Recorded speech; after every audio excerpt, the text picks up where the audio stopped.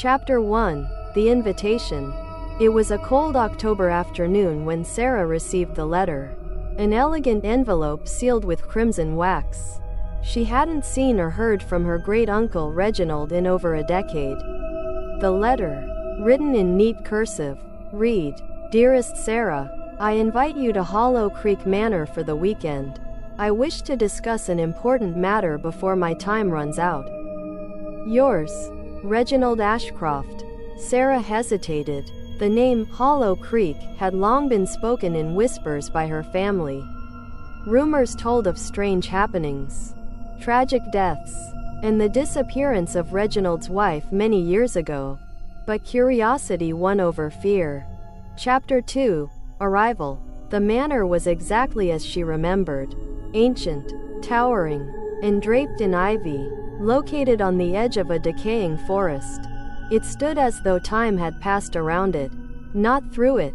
Reginald greeted her at the door, older and frailer than she remembered, but his eyes still sharp. "You came," he whispered, his voice rasping. "Good. There are things you must know, things you must see."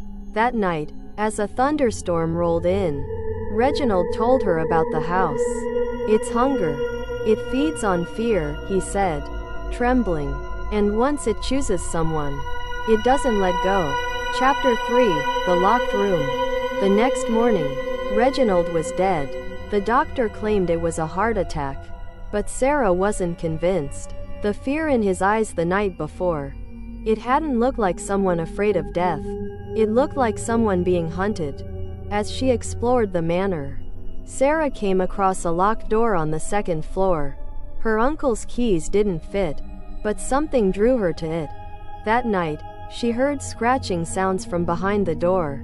Whispers too, faint but unmistakable.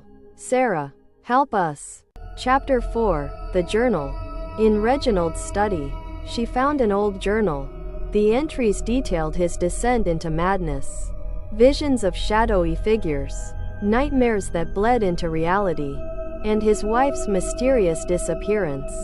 One page stood out. "The house is alive.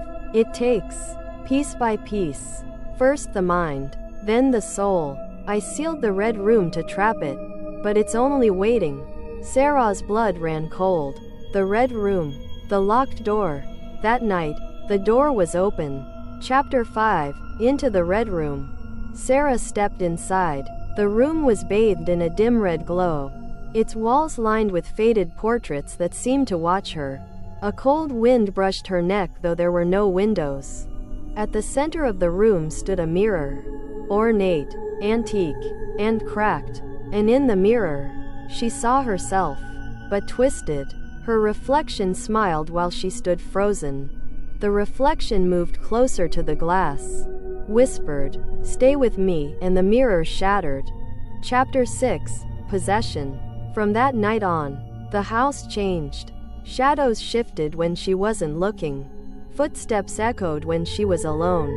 Her own reflection in mirrors began lagging behind her movements. She dreamt of blood-stained halls and voices calling her name. In one dream, she saw her uncle and his wife, standing by the red room. "You need to end it," they begged. But how? Quote, Chapter 7. The Ritual. Sarah found another journal, this one hidden in a hollow book.